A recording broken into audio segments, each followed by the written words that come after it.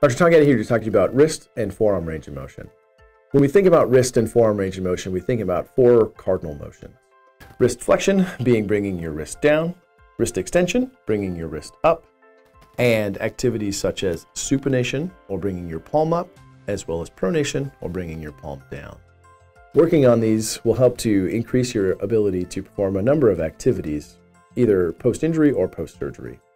If you are questioning whether these are right for you, make sure you ask your hand surgeon or your occupational therapist.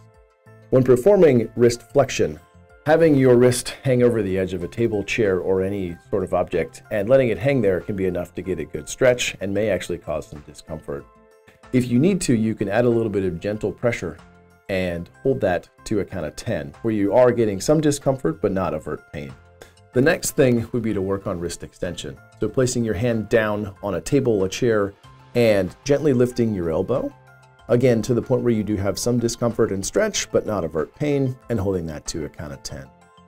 When we work on supination, we have you turn your palm up as much as you can on your own, and then gently grabbing your wrist, not your hand. Your hand does have its own motion, but grabbing your wrist and gently pulling palm up, again to a count of 10, where you do feel that stretch and a little bit of discomfort but not overt pain. The next is pronation, and this one is very easy to cheat. You can turn your palm up by just lifting your elbow and not actually get any change in the pronation of your forearm. Make sure your elbow is stuck to your side when you're performing this exercise. Turn your palm down as far as you can get it comfortably, and then again grabbing the wrist, just gently pull and get that stretch. Don't let your elbow kind of do the chicken wing, or you're not really getting much of a stretch there.